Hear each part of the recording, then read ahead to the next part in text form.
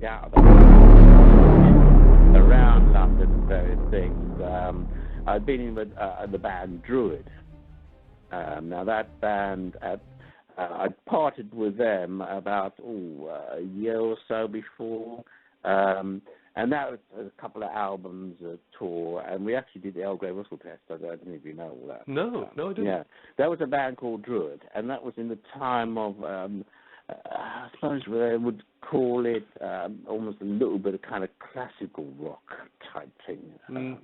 A lot of people thought we were like a band called Yes. Ever heard of a band called Yes? Yes. Yeah. Genesis, Pink Floyd, we were sort of doing that sort of thing, you know. And then I split with the band. The band carried on to a certain degree with another member for a little bit longer, and then they all started drifting their own ways anyway, and they all went their own ways.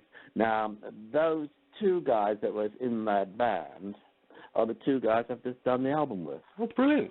Yeah, so it's going back, you know, from our very first band, and I was a founder member of the band called Druid at that time, and Neil, who then was our bass player, and Andrew, that was the keyboard player, who came in after. It was just a trio at one point, and then we got a keyboard player in, and we did 2 albums with Bob Harris as producer, and yeah, a quick tour around this country.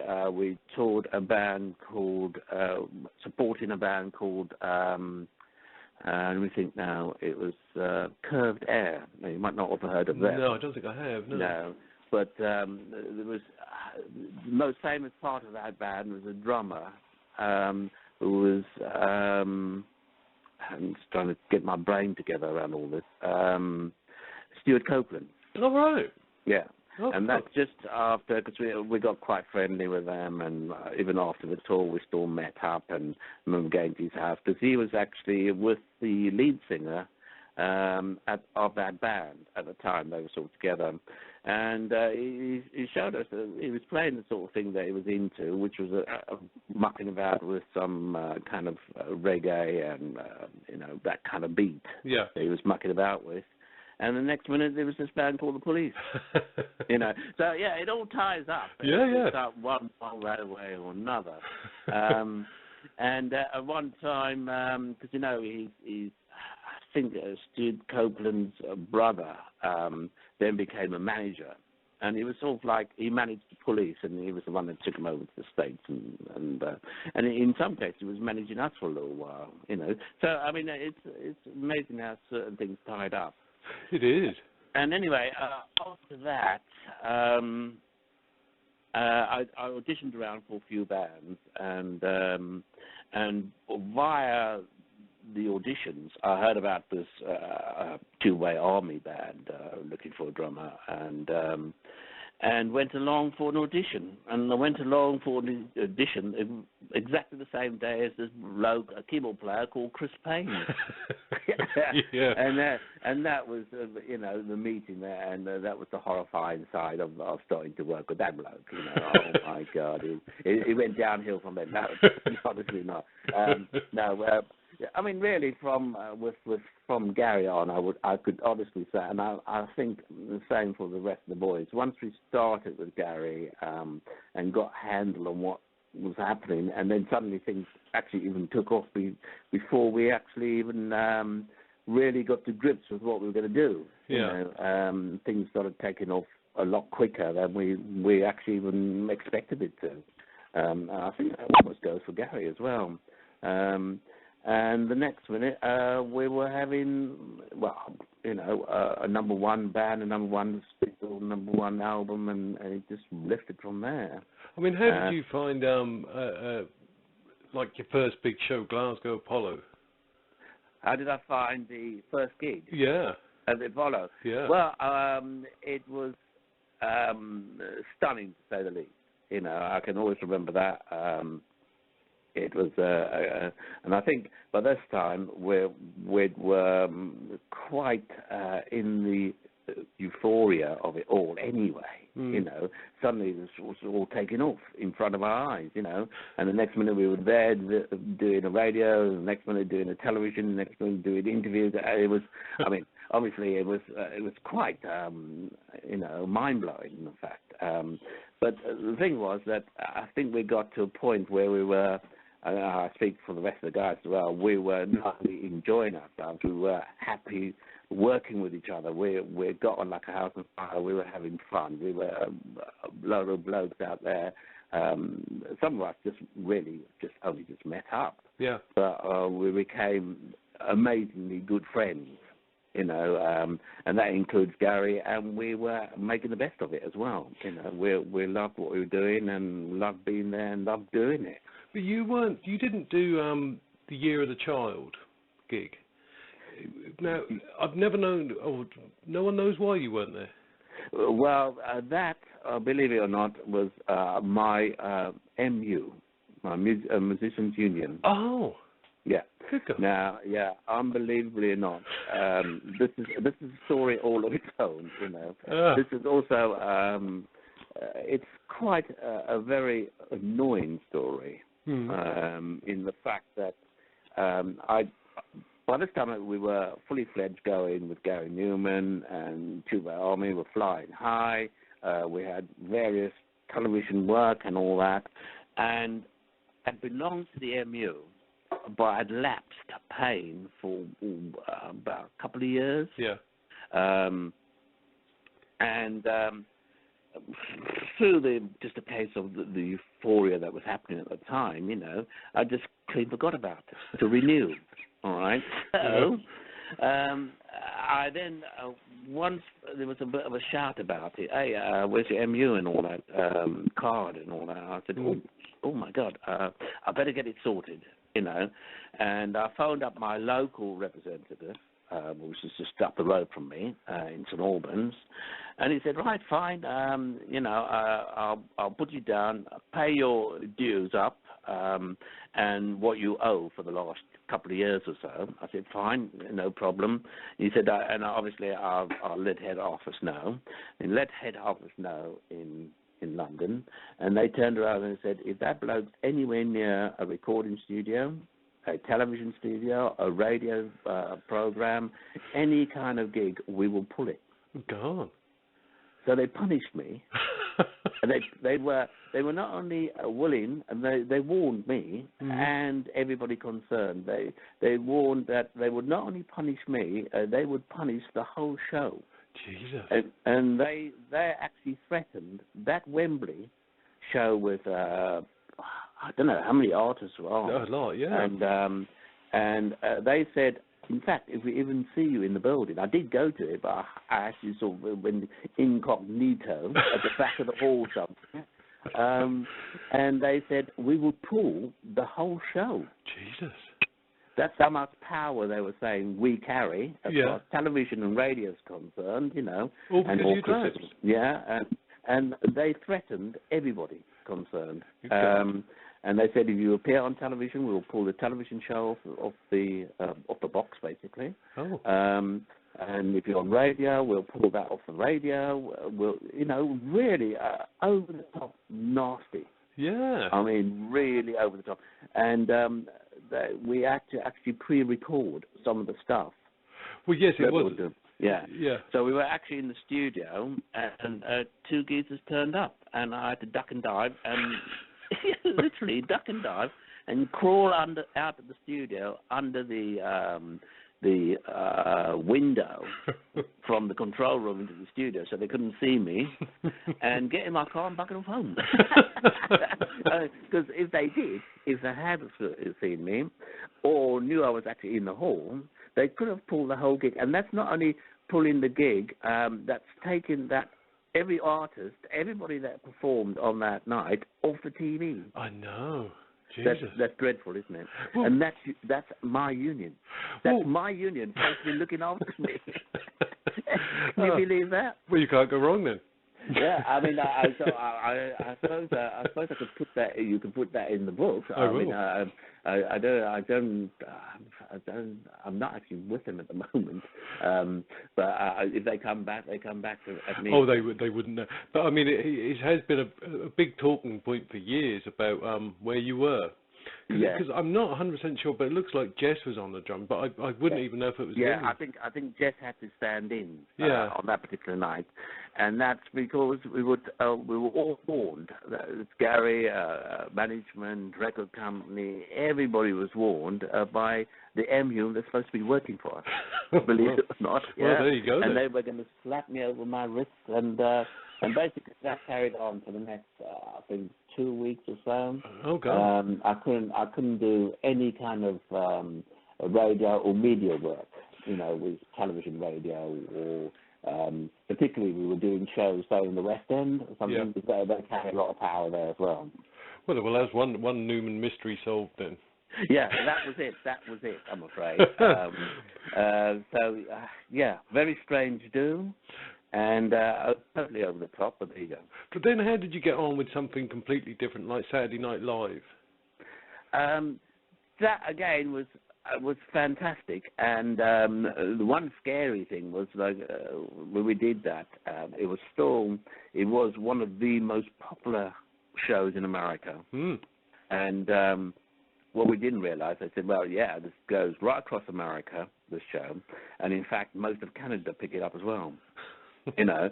And they said on our normal ratings on any particular given Saturday night, this is without having something major on, like the Rolling Stones or something like that, on the actual show. But I mean, they had virtually all named actors and comedians on running the normal show anyway, with all the kind of comedy spills and things that they did, and then they'd have live music. And just before we were about to go on, he said, this one chap said, normally our ratings are something like 50 million people. And he went, in one go, 50 million people across America and Canada is going to be tuning into you while you're playing.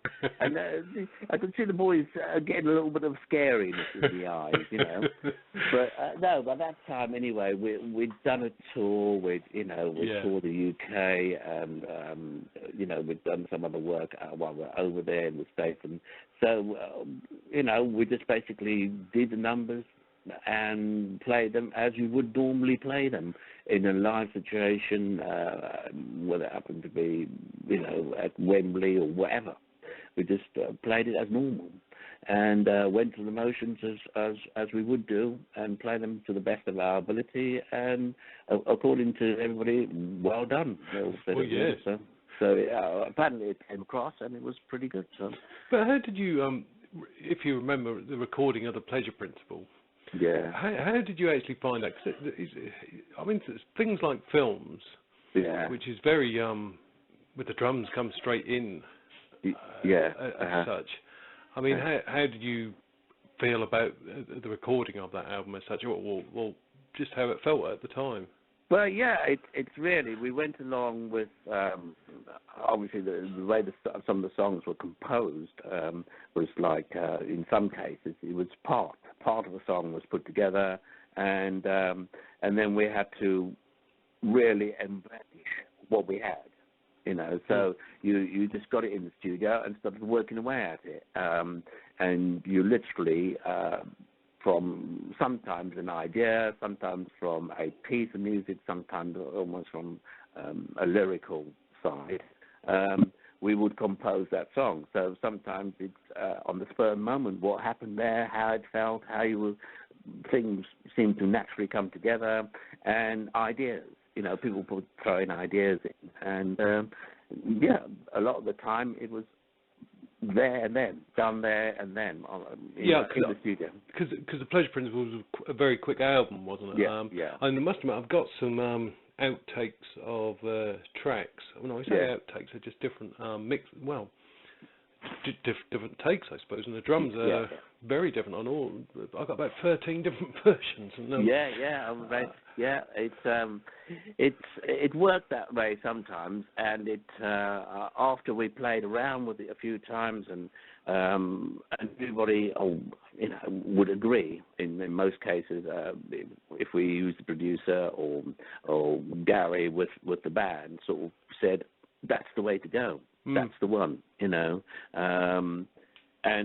that's the one that was accepted and put down on the album, where all the others are just, on the floor, cutouts, basically, and you've managed to get hold of some, which is, well done. Yeah. I mean, mail me your address, I'll send you some, because I've got loads of stuff on DVD which you might not have never even seen. I mean, especially Saturday Night Live, and loads of all the old Top of the Pops and everything. Loads. Where have you got all this from? Oh, just collected over the years. All right. But it's no. I mean, there's hardly anything which you guys done, which I don't think haven't got hold. I even got some footage you lot in Paris. Oh, bloody hell! God, you've been collecting away well. Because some of those things, before you mentioned, I can only remember actually doing them, let alone you've actually got a copy of it. Well, I've got 3 tracks from Paris. I think that's all I ever filmed, to be honest with you. Well, eventually, at some time or other, I might need to get some of that for you. If you can, I don't know how you transpose it from what you got. Well, I've got it all on DVD now, so I mean, it's as simple as mail me your address and I'll get it all in the post to you. I mean, brilliant. As that, transferring it, how would you transfer? No problems in transferring it? No, it's all on DVD. No, right, brilliant. I've only got a copy of disc and off you go. Yeah. And what you got them all down on one disc? No, I've got several discs. I've got from 79 up till probably last show you done. Got bootleg stuff of the Emotion tour, but got all the TV stuff. Amazing. Even some Warriors stuff, and very scary. Well, bloody well done, mate. Yeah. I haven't got half of that stuff. Oh no, I mean, I think. Have you ever seen the Saturday Night Live one? No, never. No. Well, Russell Bell hadn't, and I sent him a copy, and he just couldn't believe it because Yeah. Well, I think from a fan's point of view, you just assume you've watched it. Yeah, exactly. I mean, obviously, we did it live. Yeah. So, that's why it's Saturday Night Live. So it went out live. Yeah, I mean, sometimes those sort of things, when it went out live, you never got a chance to see it. Unless at some point or other, as I say, in this country, there was a repeat, like we did 1 or 2 kids programs and things like that, Yeah. And if it was repeated at some other stage, then maybe you get to see it. But other than that, because it was live, the band never ever got to see it. Well, I got the old grey whistle test as well. You've seen that, though, haven't you? Yeah. I've seen that, yeah. I mean, I think. I don't think I've actually got it, but I've seen it. I've seen it because it's been repeated. But I don't think I've actually got a copy, if you know what I mean. Yeah. And in fact, there's actually quite a few of our tours and that I haven't even got a copy of. Oh, well, I'll do some of that as well. Then. No, bloody hell, that's brilliant. They are all... At some point or other, I'll get together on all those sort of things. And if you got the time... No, it only takes me... It takes as long as it takes to put a disc in a computer, really. I mean, it doesn't take long. Yeah. I mean, I've even got micro music, which was taken from the laser disc. But that's coming out again this year anyway. So, but I'll send you the bootleg copy for now. Anyway. Brilliant, fantastic. It'd be good to actually see some of that old stuff. I mean, things have changed and all that, but it's nice to actually catch up with some of those old bits and pieces. Of course, yeah, of course.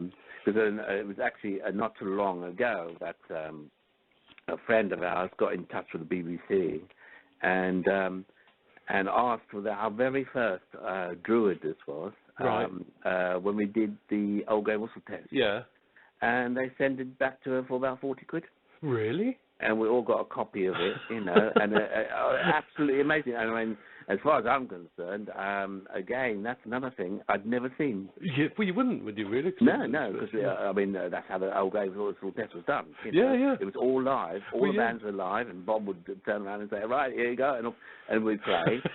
And so you're talking 30-odd years, and hello, something comes through the post, and there's a disc, and there you are. Quite amazing, really. Oh, no, it's great, though, that you can do these things, isn't it? Now, especially nowadays, technology nowadays, Yeah, we should be able to. It's just getting hold of it and getting, like me at the moment, getting you to possibly do one for me, Well, the problem is it's just getting hold of people sometimes, isn't it? It's as simple as that. I mean, absolutely. The problem is with myself is I very rarely, I don't stop until someone tells me to bugger off, really. But it doesn't do me too much harm, I suppose. No, that's good. So what else is there? What's some of these boys been telling you? They've been telling you, giving you little stories and that? Well, there was the great, and I'll hear it in your words then, about the Edinburgh, was it Edinburgh where you went sheep rustling? Yes. No, I think that was Dundee, I think. Oh, Dundee. Yeah, Dundee. That was all just outside Dundee, and I mean that was the actual thing. We wanted to our tour manager. This is a tour manager, a really nice guy, but he was so bloody strict, and we thought we wanted to tuck him up as bad as we could, And we thought we'd go and catch a sheep. This is after a few drinks, obviously. We'd go and catch a sheep and throw it in his room with him. And call the hotel staff, to go up to from and can you sort this man out? He's doing weird and wonderful things with animals, As you do. Yeah, exactly. So that was the object of it all, and we rode half the bloody band in the obviously National Slash, and I think it was the bus driver and everything, and the most unfortunate thing was that. I think it was Nash or somebody, Nash in one of the bands. It was Nash, yeah. Picked up a dead one and brought it on the bloody bus. And this thing had not only just died a few seconds ago, this thing had died a few days ago. So the smell was just starting to get to everybody until the driver couldn't handle it anymore and stopped the bus and said, "Get that bloody thing off my bus." He then had to fumigate the bus the next day and with bleach and everything cleaning water. It was horrible. It was absolutely horrible. But a great story. And trying to catch a live one was almost impossible, especially under the influence of alcohol. It was non-existent, I'm afraid.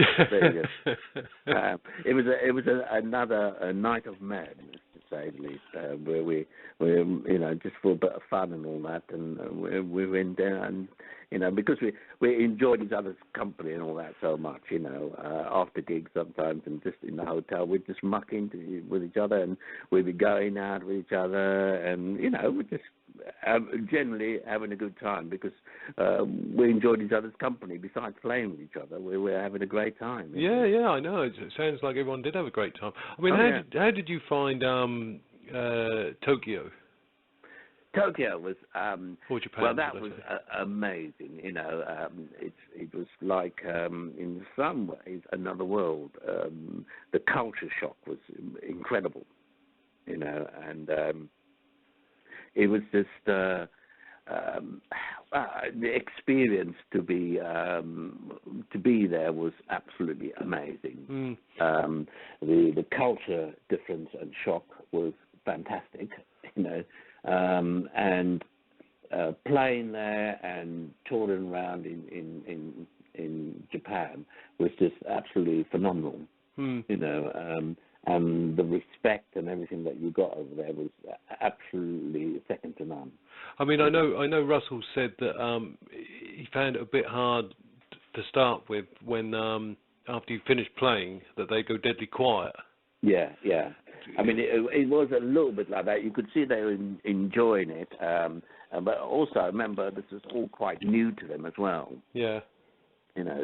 So, but also that was their culture. They didn't jump on the chairs and shout and all that. It was all very polite. And when they did eventually clap and that, they stood up and clapped like they were at seeing an orchestra, if you see what I mean. Yeah. As opposed to a pop rock band or whatever, which was, I didn't find it difficult. I found unusual, put it that way. It was unusual to be received that way. But then with everything else of the culture of that country, I sort of accepted it. I said, well, the way they live, the way they do everything out there is a bit different to us. Well, yeah, sure. And they were doing that at a concert, And but what I found amazing was how the road crew and all that was so typical Japanese, spot on. Yeah. The very first gig we did, they'd virtually set up most of the stuff because we were taking virtually our crew with us around the world. Yeah, you were, yeah. Which was very different to most other bands. Most other bands would take a handful of people, the technicians, and that's it. But we were taking virtually the full lot. Yeah. But anyway, that. When we got to Japan and did the first gig, by the second gig, the Japanese crew knew exactly where everything went, how it was set up. Yeah. And because like on the very first night, I thought, well, these boys are just taking photographs, fans would and all that. It just happened to be a road crew, taking photographs. But no, they were taking photographs of the setup. Where things went, how they went, even down to the drum kit with, angles I had on the certain drums. Oh, yeah, absolutely stunning. So come the second gig, our crew was virtually saying we were sitting around, these boys are doing it all. It's amazing, isn't it? Well, from what I gather, probably drinking a lot at the same time. Yeah, and the one amazing thing was as well, I was traveling to, I think it was from Tokyo to Osaka or Nagoya. I can't remember which one now. And they said, all right, we're going to get you all in cabs. Hello? Oh, right, fair enough. And then we're going to go across town in Tokyo. Good luck, yeah. And we're going to catch the bullet train. Oh, right. And we thought, oh, bloody hell, that's amazing. Yeah, we look forward to that. And we all had to start out in these various taxis, which was quite amazing. It wasn't just, like hired cars. It was taxis. We got actually into taxis, a whole band and everything. And off we went. And we managed to get through Tokyo, which was quite amazing. Got to the railway station. We stood there. And the bloke said, and he was, I can't remember exactly the time, but the guy said, Mike, your train will be, you stand here, and it's platform door 37 on the train, and you will be at 13 minutes past 2, right? And at 13 minutes past 2, the bloody train pulled in, and door 13 opened at door platform 13. Yeah. Dead on 13 minutes past 2. And we thought, British Rail? Maybe they got lesson to learn. It was absolutely stunning. It really was like that. Absolutely stunning. And then we got on this train, and this thing was doing 120 miles, 25 miles across the country, Bloody hell. And also amazing service, with food up and down and, being served to you. And it was, besides that, it was a fantastic trip, ever so easy on the train, and we got to wherever we were going. It was either Osaka or Nagoya. Yeah. It seemed like bloody 5 minutes and we were there. But it was, different, put it that way. But you then went off to New Zealand, which seemed to be completely different. Absolutely, it was closed. Yeah, no one seemed. It was closed. We landed in Auckland. Yeah. And it was shut on a Saturday. The whole of Auckland was shut. I couldn't believe it. Yeah. Because apparently in New Zealand, and I have family out there, and my nephew that goes out there quite frequently. They're a very outdoor, sportsy nation as such, and and literally at the weekend they shut up shop in the city and they all buggered out into the country. And it was completely. I know shops. It's like it almost seems like 100 years ago, where our shops used to shut on a Saturday. You know, like that Saturday or lunchtime or something shut. It was like that over there. Oh. You know, it was amazing. It was almost like a bit of a ghost town. You know. Yeah. Well, I mean, there were still obviously people around. There were still a few clubs and things open that we could go to have a drink and all things like that. But in general, when you drove around the town and say, "Where's everybody?" But anyway, that was a bit of a shock as well. And what I found a bit amazing, and I pointed out to people, you know, some of the travelling through New Zealand, you know, it's amazing how some of the country was landscaped to look like areas of England. You know? what the hell's going on here? You know, it was just amazing. You know, it looked like one minute you go through Surrey, you know, and next minute, that looks like Hertfordshire. That looks like Scotland. Hello. You know, but still a very nice place, lovely place. Yeah, you know, great. Well, we had a few gigs there. Strange one. Where was this now? It could have been Wellington. Major fuse box outside the building. Yeah. Somebody goes round, smashes it, and busts up the fuses. Band, a concert hall, lighting, PA, everything. Oh, God. Gone. One drummer still playing away. In front of 3,000 people, all in the dark. Yeah. Road crew running around with torches, drummer playing. Brilliant. Yeah, very strange too. And eventually I got run out of plane. And I thought, right, come to a stop, and we stopped for a few minutes, and somehow the road crew got out there and fixed the box up, and then we were able to carry on with the gig. Amazing. Yeah, so there's another one for the book.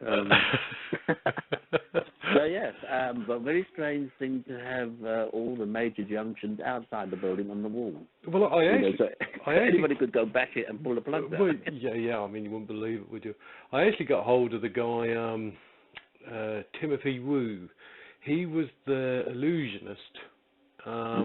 Your support act in New Zealand. Yeah. Who managed to set fire to the stage, I'm told. Oh, bloody hell. How did you manage to get hold of him? Oh, God. Well, I got hold of... Alan Wilde sent me all the itineraries from Glasgow, Apollo, right up to Wembley. Oh, right. And you was just going through them and then found this name for New Zealand. Like, you would go on at most unusual times there. I mean, there'd either be a cinema on before you or something like that. Yeah. Oh, yeah, I remember that. And, you know, we were walking behind the screen and we were saying, oh, what's on? You know, and the film's on. The punters out there watching it, and we're walking behind the screen, you know, trying to find a dressing room somewhere. Oh, look what's on, you know. There's some, we did do one or two very strange gigs, but there you go. Yeah, I think that was. But so that's how I managed to track him. He lives in Australia now still. Australia, yeah. Yeah. So because you were then there next, weren't you? Yeah, we went on to Australia. I mean, I had a particularly good time because I had a friend that lived in Adelaide and I went to school with. Oh, right. Yeah, so I actually stayed, apart from when we were playing, you know, the night before and the night after, I was actually in the hotel with the boys and all that. Yeah. But then I spent 3 or 4 days with my mate. Oh, brilliant. At his place with his kids and everything, you know. A fantastic time, you know. It was bloody hot, I remember that. And we went out to one of their big kind of outdoor camps things that they have, you know. Yeah. And had a big barbie out there. Been robbed by the bloody birds, you know. Food was nicked of those kookaburras are real buggers, you know. They can steal everything, you know. And feeding bloody kangaroos and stuff like that. Yeah, as you do. Typical natural side of things, you know. But it was good fun and great to see my old mate, schoolmate, you know, and his wife and kids, and good gigs out there as well.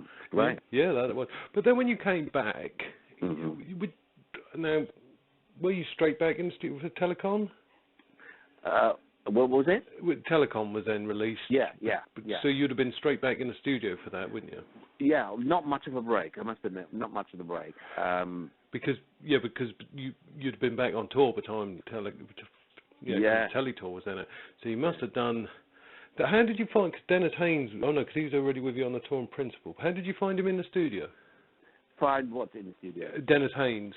Dennis Haynes. Well, no, he was fine. You know, at that point, he was, you know, just another part of the band, and he was doing his job, and you know, it was all fine. It was just that afterwards, you know, this is what Dramatis. Oh, right. That you know, we did the album. And we've then gone to record companies, and then we were discussing possibly going out and touring the album, how we're going to do that and all that. And he dropped the bombshell. He said, "I don't want to tour." Hang on a minute. We were all sitting there, the record company people were sitting there, and he just turned around and said, "That's it. I don't want to tour." I thought, "Ooh." Oh, cheers. And the rest of us, the three of us, were like, "What?" Because he'd never mentioned anything like that to us. Oh, God. You know, we'd done all that work with Gary on the road. He was a good keyboard player, obviously, you know. And we've just done the album, not a hint of it. Really? You know, and on the day, sitting there in the record company, with the record company boards, you know, planning out what we're going to do with the future, promote the album, you know, singles and all that, live work. Oh, no. I don't want to do live work. I don't want to play live. Oh, yeah, it was a bit of a shock, put it that way. God, yeah. Maybe I understand why Chris hasn't got no time for him. Yeah. I mean, I'm afraid so. And there's overall other weird things were happening. But anyway, up until that point, it changed quite dramatically. Because Gary had dropped him for the Teletour, didn't he? And got Roger Mason in. Yeah. But then got Dennis back for Wembley. I mean, how did you feel when Gary sort of? I mean, was he hinting that he was going to retire to you, or did he just sort of? Suddenly... No, he actually told us outright. Yeah. You know, that was the kind of the band sort of thinking, oh, bloody hell, you know, we could understand where he was coming from and what he was trying to say to us. You know, that he wanted to finish at the top. You know, and not go on perpetually, you know, which is really exactly what he's doing now. Well, yeah. But anyway, he was saying, I want to finish at the top. You know, yeah. And obviously he was well into his shrine at that point as well. So that was the reason, because he told us beforehand, you know, and the Wembley, the goodbye, a series of dates, 3 dates, it was, yeah. We knew well in advance, you know, you could say, I want to call it a day, and you know, end while I'm at the top, and we were thinking, right, you know, what are we going to do? Just go our own ways, separate ways, or you know, should we think about doing something else? And thus Dramatis came up, you know. Yeah. And that's why really Dramatis did actually, you know, forged its own name and band because Gary was retiring. Well, that's right, yeah. And would have gone on to do more had you toured, maybe? Yes. Well. I mean, we did a handful of gigs. That's it, yeah. Yeah, we did a handful of gigs, and I remember one occasion where, you know, I mean, you'll have to think about. And also, you'll have to ask me if you're going to put some of this into the book. I'll send you a copy before, and you have to sign it off, so I shan't just... Yeah, because it was a situation where Gary had now decided that, no, he wasn't going to finish, and so he got this other band and went to the States with the band. That's right, yeah. You know, and apparently there was a big fallout and with the band and all that, and somebody got hit or punched or something. I can't remember exactly what. And I remember as Dramatis, we were actually doing a show with up in, where was it now? A television show up in Hull, I think it was. Right. You know, it was with David Essex. I don't remember David Essex. Oh yeah, of course I remember David. He had a show which was almost a mixture of a kind of talent show and just getting artists on and himself singing and things like that. And we went up there and we were doing the show with him, and we got the phone call from Tony from America saying, right, can you all get on a plane and come over and do the gigs that we got over here in America? We said, no, we're actually in a television studio at the moment. We're doing the show with David Essex and all that, and apparently things had got so bad over there in the States that, Tony, and he meant it, we had to say, well, we'd love to, mate, but sorry, we can't. It's a shame you didn't. You could have picked his time slightly better. Yeah. If it had been at any other time, we must probably said, right, fair enough. Yeah. We'll come on a plane, and come and sort it out. Well, that tour you're talking about, the Assassin tour, is it's full of different stories, and none of it's too good, really. I mean, it all seems to have gone somewhere wrong. Yeah. Either the manager went off with all the money, or the tour manager did, or Tony did, or someone did. Do you know what I mean? I think they had a hard time out there. And a lot of the dates were changed, and it was all a bit strange, and it just happened to be the wrong timing, Otherwise, we would have worked with Gary much sooner. Put it that way, I mean, how did you? I mean, just going back to Wembley then.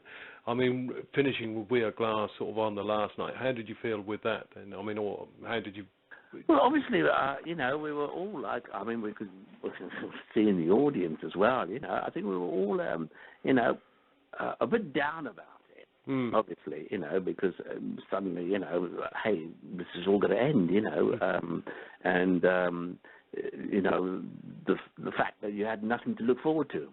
Yeah. This was it. Thank you very much and goodbye. And we could see from the audience, there were a few girls and blokes crying down the front of the stage, And I mean, I suppose everybody in the band, we all felt it to a certain degree, but still, obviously, we're there to do a gig.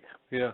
So we had to still do our best, play as well as we could, as a normal gig would be, and show that we're still, there enjoying it and not feel, oh my God, and all. Play in a kind of subdued manner. Well, no, it seemed everyone knew. It seemed everyone. You couldn't. You just had to carry on regardless, basically. Yeah, but it seemed everyone sort of enjoyed. Well, looking at it, it seemed they did. I mean, but I remember also, that was 3 nights at Wembley.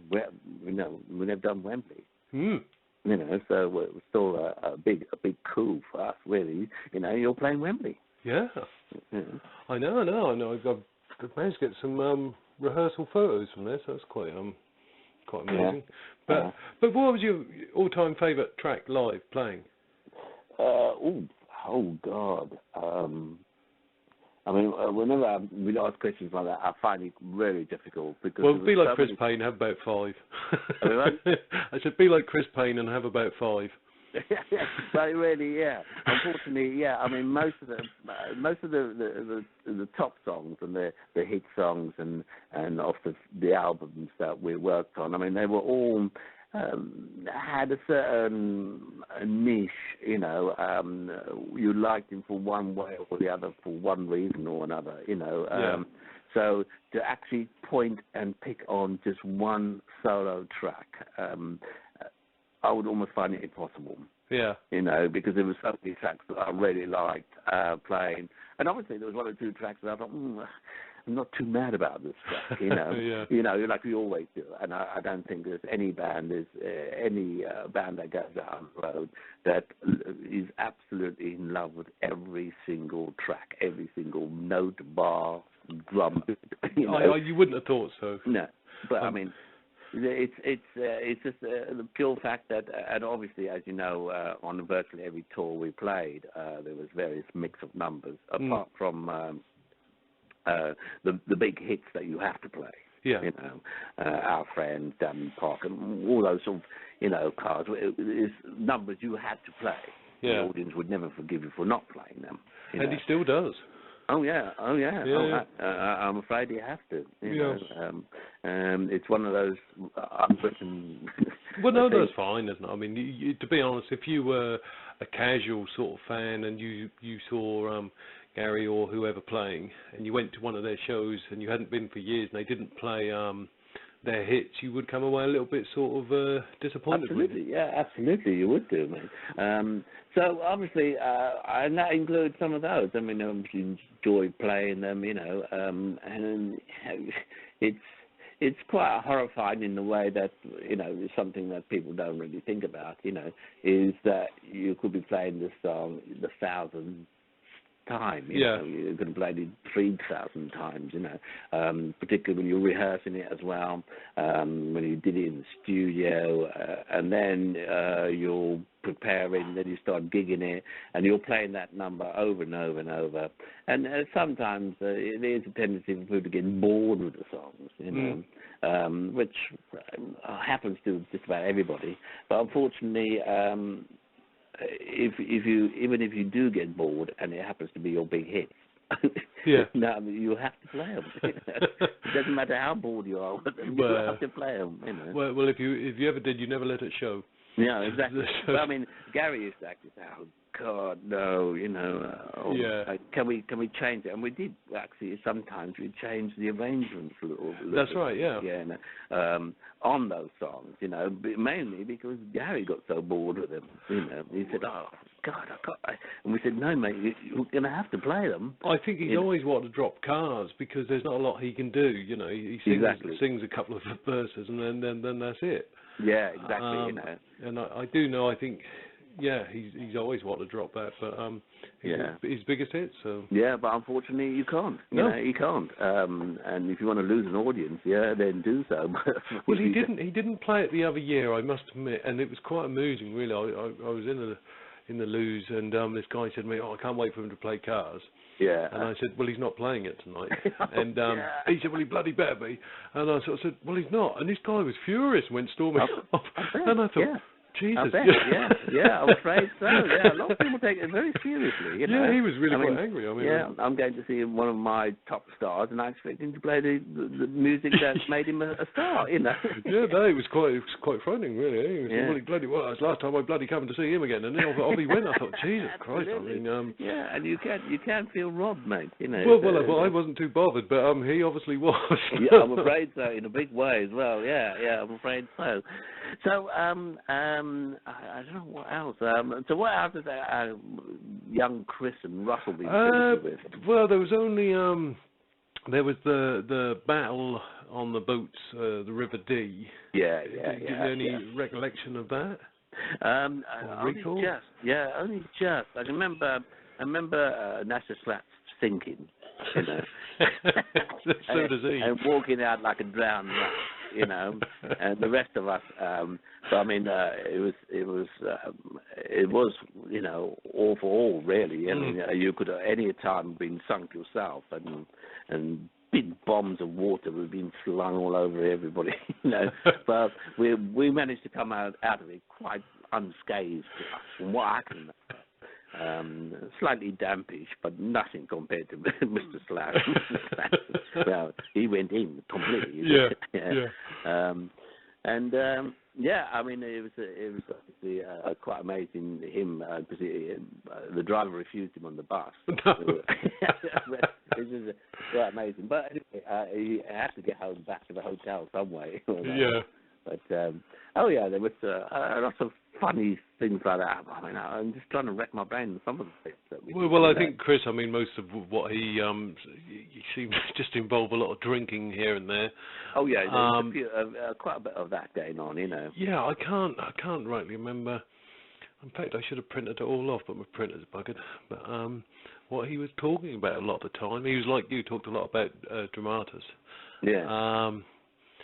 And if some party he went to Elton John, and Elton John was very apologetic that your records weren't doing too well or something. And Chris was like, yeah, no, don't worry about it, you bastard, you know. And exactly. You rich bastard, you know. You famous rich bastard, you know, or actually earning billions, you know. And, but anyway, he was our boss, effectively. Yeah. You know, was John Reed, I think it was. Have you got the, because you done a Radio 1 recording, didn't you? A live one. Yeah, I think we did. Oh God. You haven't got it then?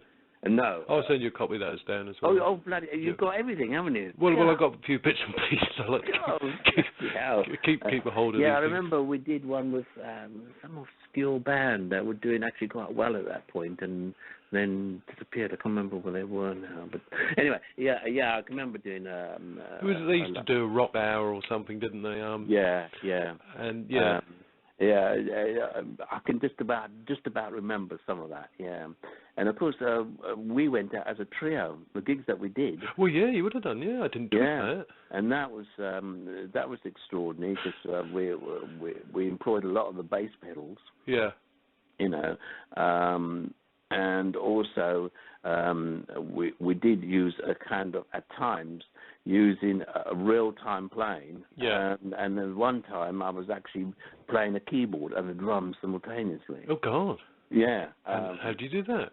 Well, that was one of those old keyboards that had a kind of arpeggiator, and I could link it up with an echo. Oh, right.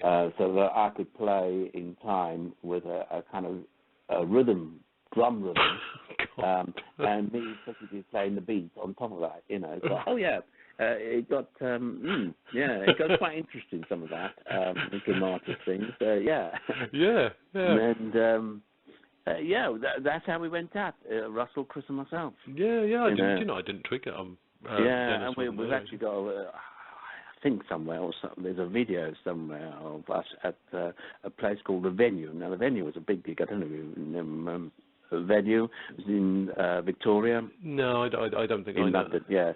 And that was at a time it was a very big venue for most up-and-coming bands to play, really. Yeah. And we played there, and one of the silhouettes of the band before we played was Michael. It was